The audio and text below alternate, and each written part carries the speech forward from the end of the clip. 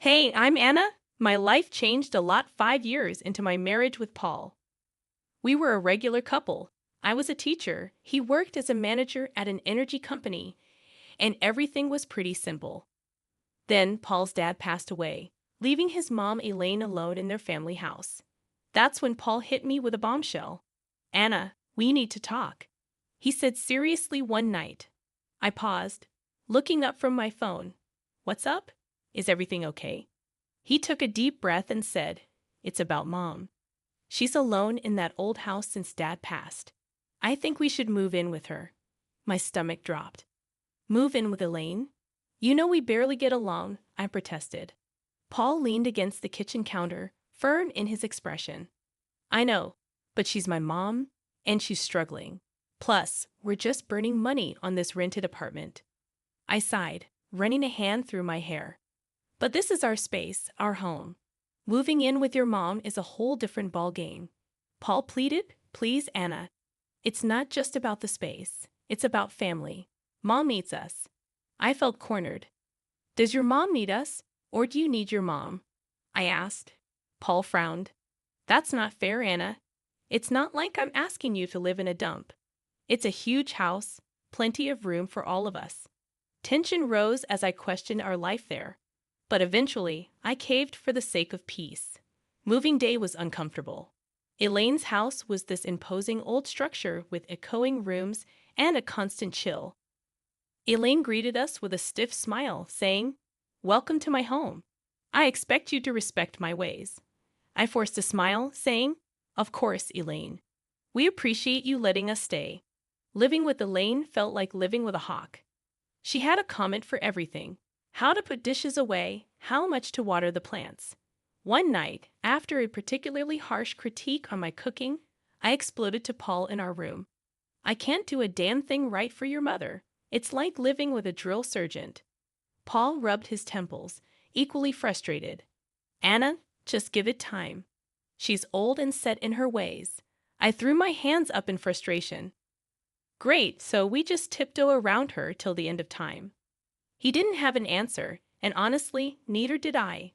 This house, with its constant surveillance and Elaine's scrutinizing eyes, was suffocating. Life in Elaine's house was turning into a daily grind. Just when I thought I could handle it, Paul dropped another bombshell. It was a lazy Sunday afternoon, and I was trying to find some peace in the garden when he came out. Anna, we need to talk, Paul said, leaning on the garden gate. I looked up, feeling a knot in my stomach. What now, Paul? He took a deep breath. I think you should quit your job and stay home. We're spending a fortune on a nurse and housekeeper for Mom. It makes more sense. I stood up, anger rising. Quit my job, Paul. I love teaching. It's not just about the money. He ran his hand through his hair, his tone getting edgy. I know, but think about it. It'll make things easier around here. I shook my head, disbelief washing over me. So what? I just become a full-time maid and nurse? That's not the life I want. Paul's voice rose. It's not about what we want, Anna. It's about what's practical. My mom needs us. I glared at him. No, your mom needs you. I didn't sign up to be her caretaker. He shot back. Well, things change, Anna. We need to adapt. The word adapt felt like a slap. I loved my job, my independence. This wasn't adapting. This was sacrificing. You know what, Paul? Fine. I'll do it. But don't expect me to be happy about it. He sighed, a look of relief crossing his face. Thank you, Anna. It means a lot. But it didn't feel like a victory. Quitting my job felt like losing a part of myself. The days that followed were even harder. I had become a full-time housekeeper, nurse, and cook. Elaine, as always, had her 2 cents to add about everything. Those curtains need a wash, she'd say, or the soup is too salty. It was endless. One day, I snapped. Elaine was criticizing the way I ironed her clothes, and I couldn't take it anymore. Elaine, can you just stop? I'm doing my best here, I said, feeling frustrated. She looked taken aback. Well, I'm sorry if I have standards, Anna. I threw the iron down, my voice shaking. I'm not your servant, Elaine. I'm your son's wife. I'm here trying to help, and all you do is criticize me. There was a moment of tense silence, and then Elaine's expression softened slightly. I know you're trying, Anna. I'm just used to things a certain way. I sighed, feeling the tension drain out of me. I know, Elaine, but I'm not you. I have my way of doing things. From that day on, things were slightly better. Elaine toned down her criticisms, and I tried to accommodate her quirks. It was a fragile truce, but it was better than the constant battles. As time dragged on in Elaine's house, the atmosphere grew tenser, almost suffocating. Paul's behavior became increasingly distant and elusive. He was consistently late from work, and when he was home, it was as if he was invisible, retreating to the spare room like it was his sanctuary. One evening, unable to bear the silence and distance any longer, I cornered him in the kitchen. Paul, what's going on with you?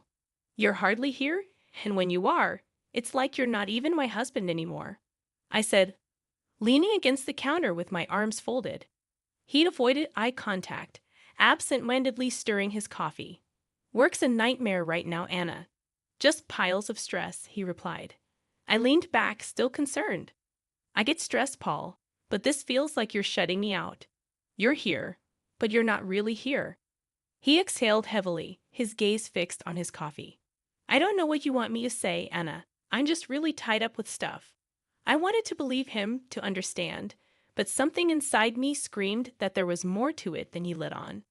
Then there was Lucy, Paul's sister, who made it her mission to add to the tension. Each visit from her was a trial. She'd look around the house with a sneer and quip, still stuck in this old dump, pa. I usually bit my tongue, but one day her taunts hit a nerve. Not all of us have the luxury to mooch off others. Lucy, I shot back. She cackled, her voice grating on my nerves. Oh, look at you playing the martyr in a haunted house. Pathetic. I clenched my jaw, holding back a barrage of words. Paul, ever the silent bystander, offered no defense. His silence was like another jab, another confirmation of the growing gulf between us. The biggest shift, however, came with Elaine one day. She called for Lucy, her voice frail and desperate. Lucy, I need help with a bath. I can't manage on my own anymore.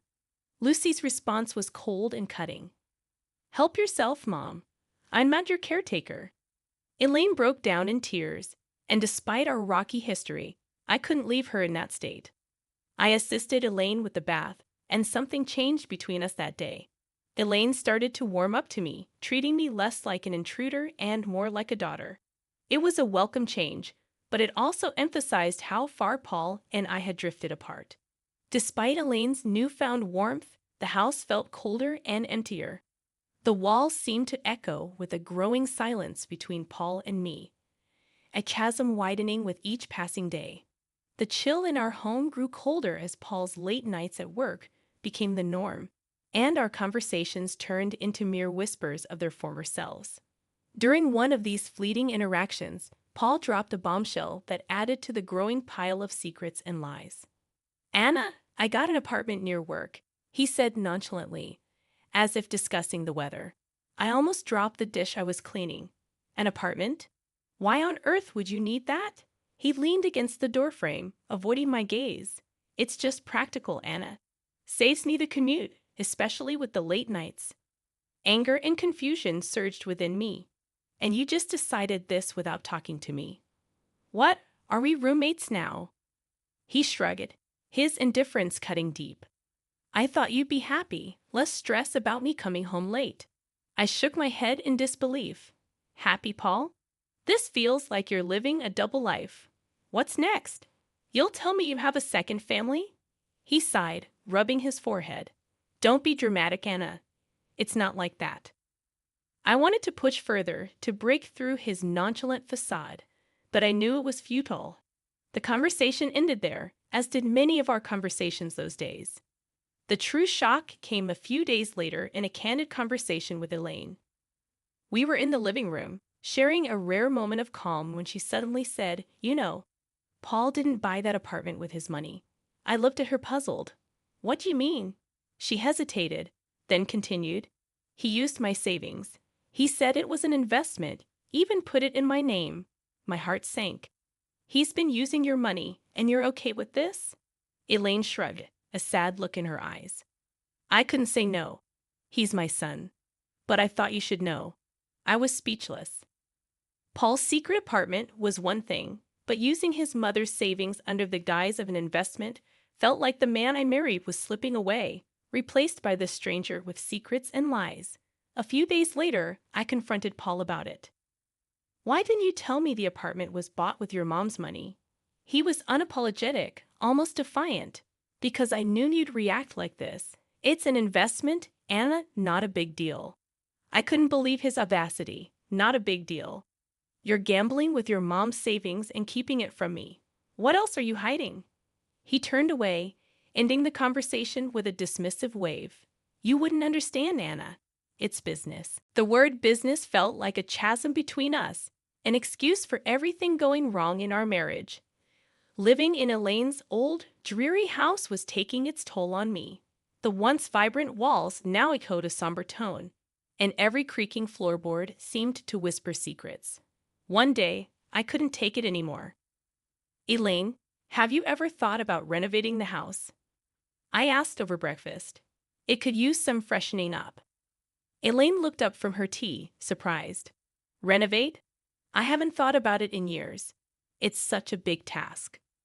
I nodded, feeling a spark of enthusiasm. I know, but it could really brighten up the place. Maybe just start with a new coat of paint or some new wallpaper. Elaine considered it for a moment. Well, I suppose it wouldn't hurt to bring some new life into this old house. But are you sure you're up for it? I smiled, eager for a project. Absolutely. It'll be a good change. And so it began. I threw myself into the renovation, painting walls, choosing wallpapers, and even attempting to restore some of the old furniture. It was hard work, but it felt good, like I was breathing life back into the house and, in a way, into myself. One day, while I was up to my elbows in paint, Paul walked in. He looked around, his expression one of shock and disbelief. What the hell, Anna? What are you doing to my mom's house? I stood up, wiping the sweat from my brow. I'm renovating, Paul, like I told Elaine. It's time this place got a little love and care. Paul's face hardened.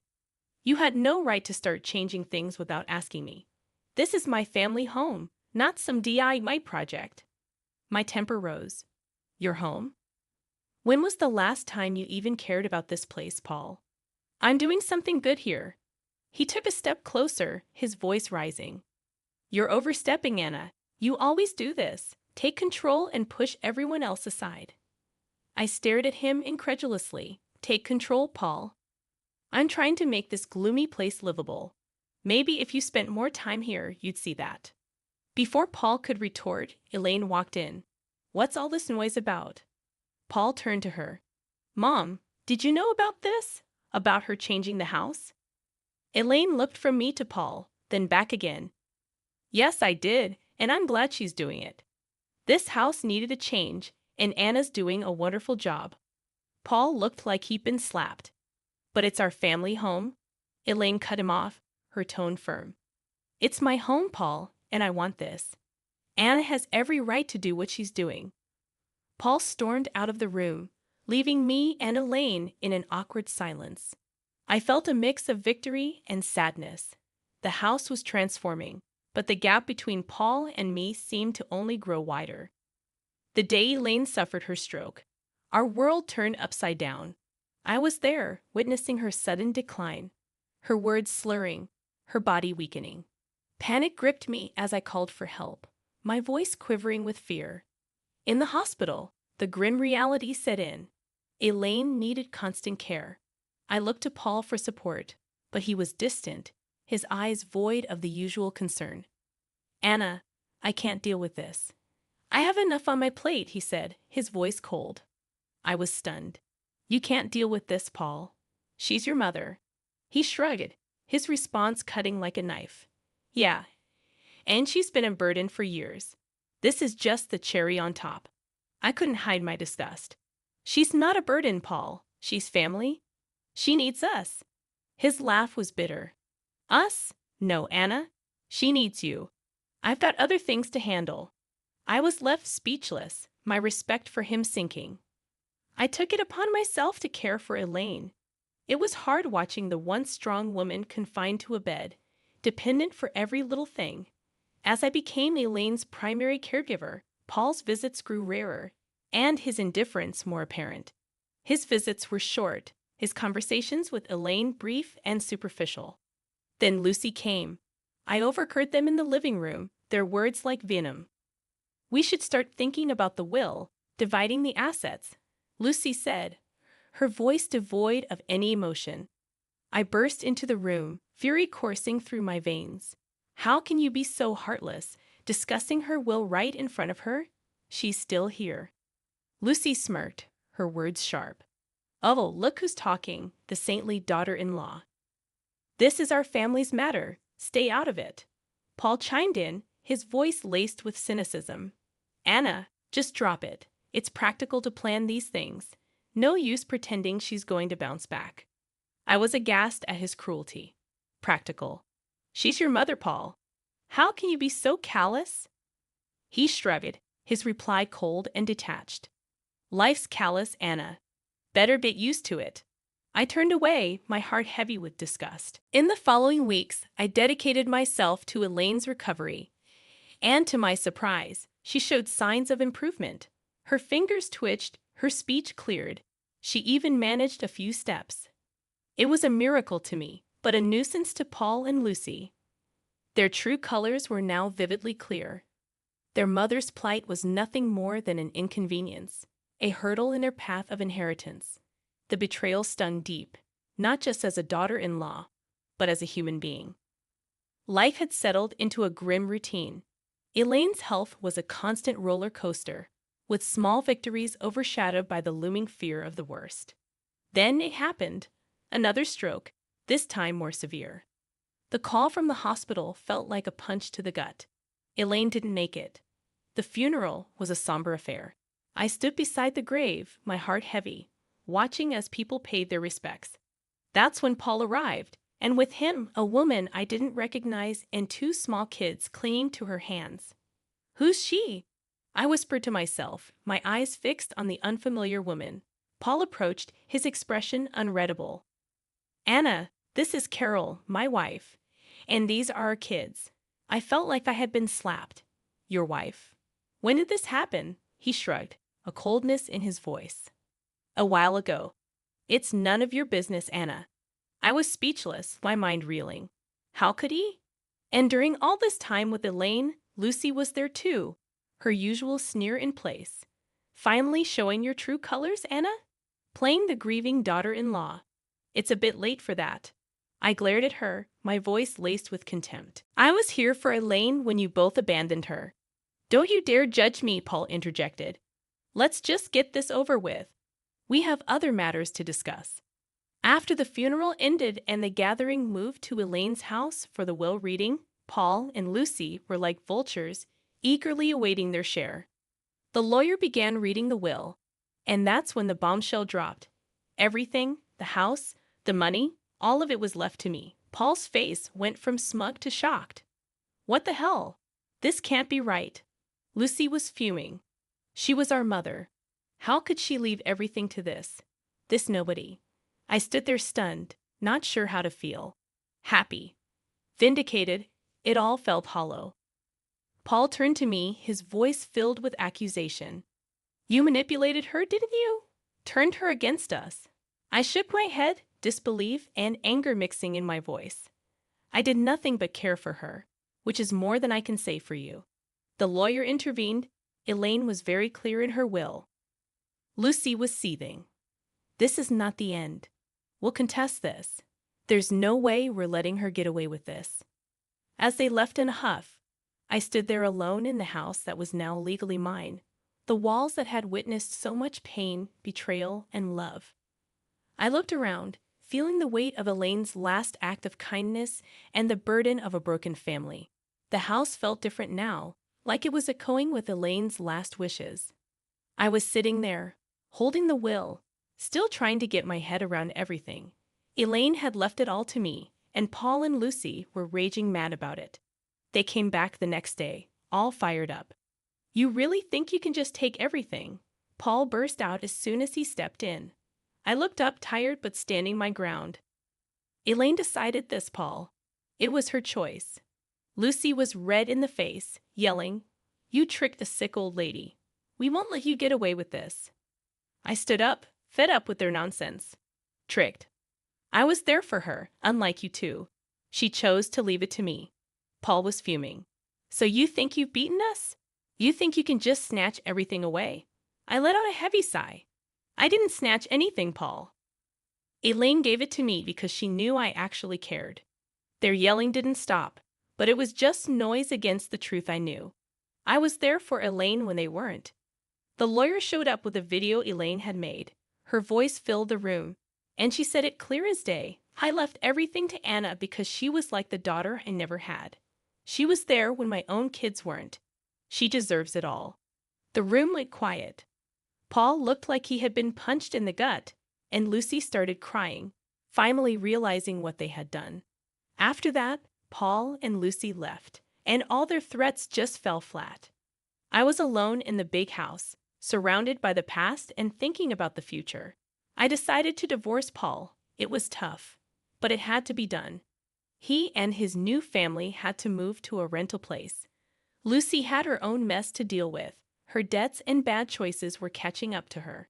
As for me, I was standing in my new house, feeling sad but also kind of excited. Elaine's will wasn't just about the house and money. It was like she was telling me to be strong and make my own way. I decided to start over, use what Elaine left me to build something new for myself. The house, once a reminder of tough times, was now a place for new beginnings.